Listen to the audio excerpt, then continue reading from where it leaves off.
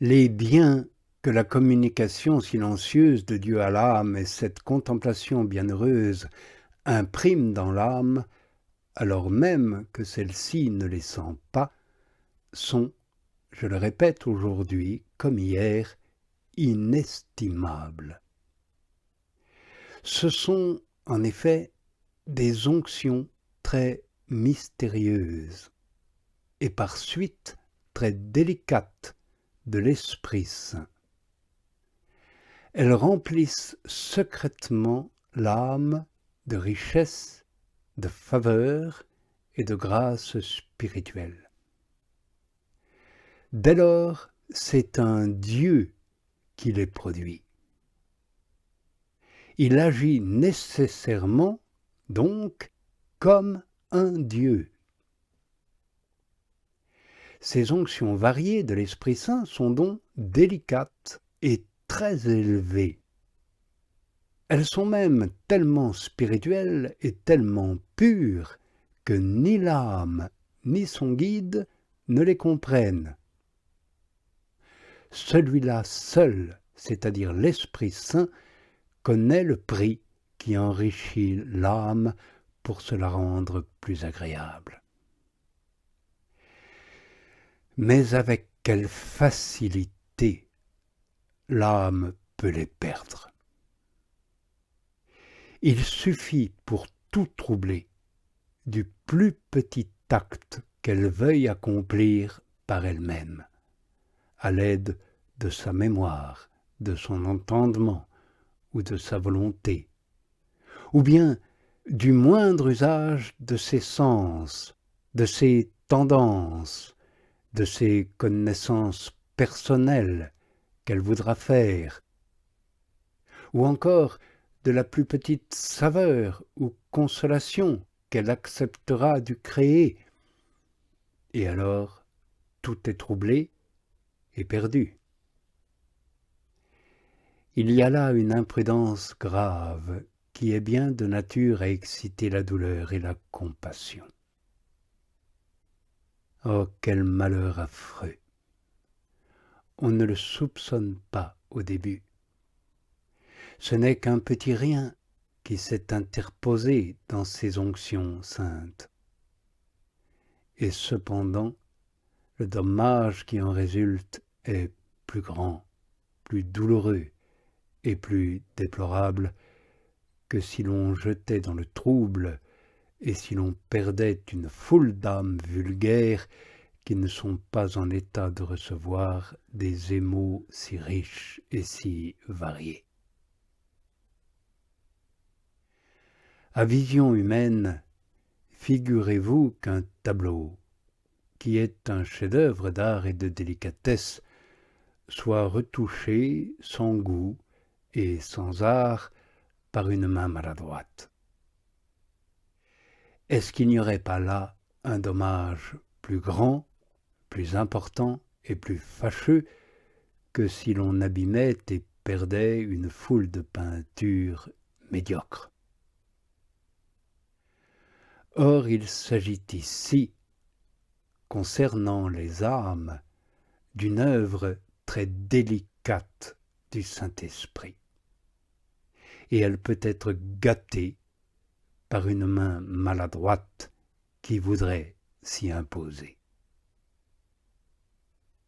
Or, ce préjudice, qui est plus grave et plus important qu'on ne saurait le dire, est néanmoins si ordinaire et si fréquent qu'à peine trouve-t-on un guide spirituel qui ne le cause chez les âmes que Dieu commence à introduire dans cette sorte de contemplation.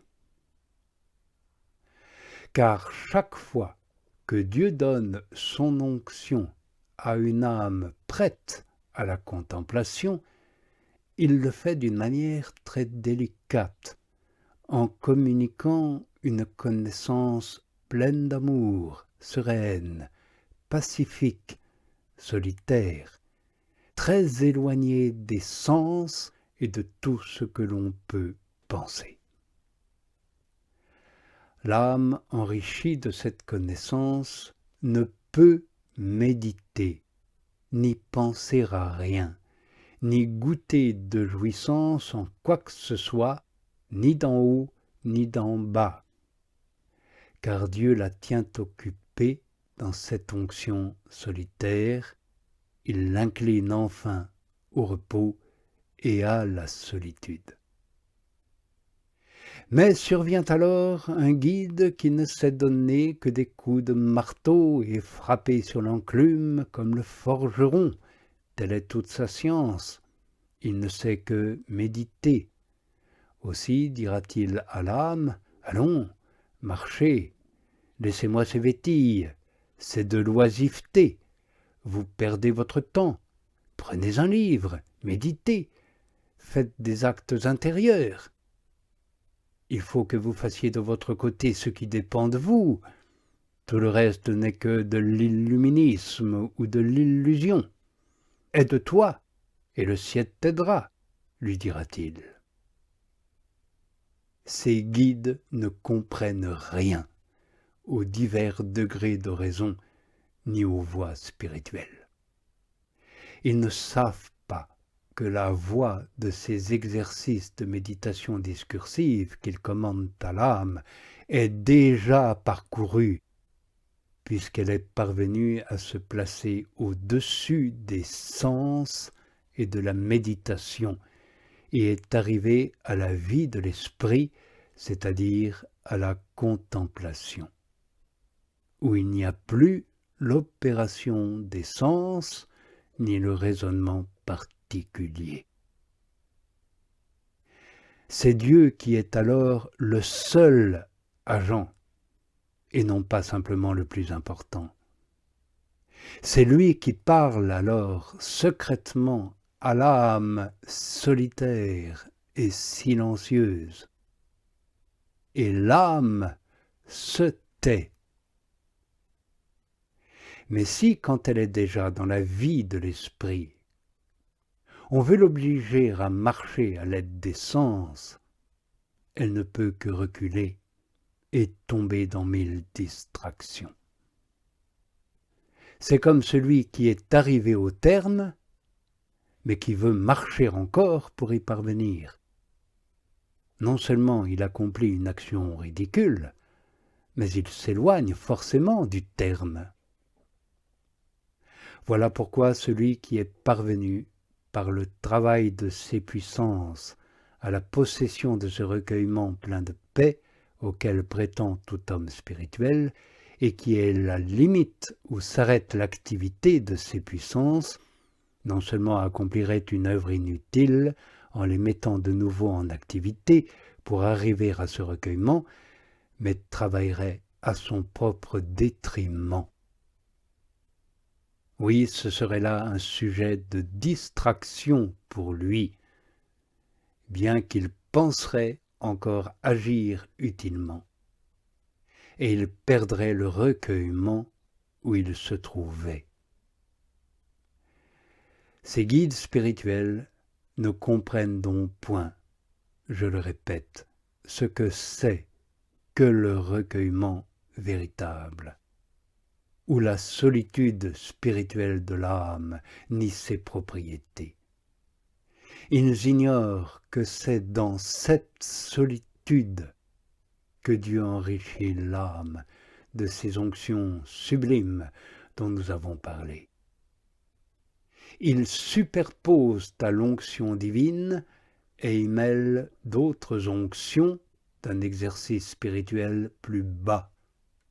Ils forcent l'âme, comme nous l'avons dit, à agir par elle-même.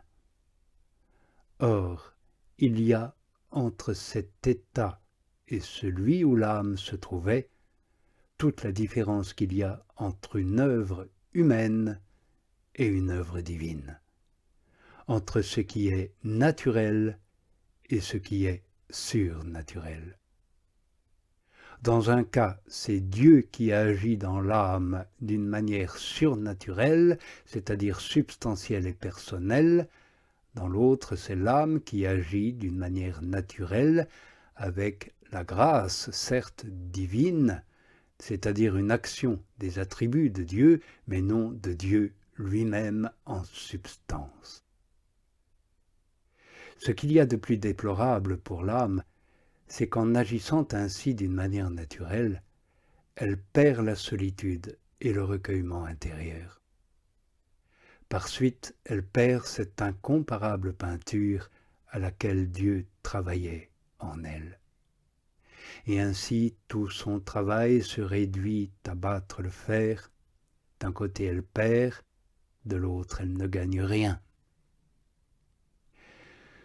Je poursuivrai encore demain cet examen relatif aux conseils que doit donner le guide spirituel à l'âme qui a été placée dans un état de voie spirituelle.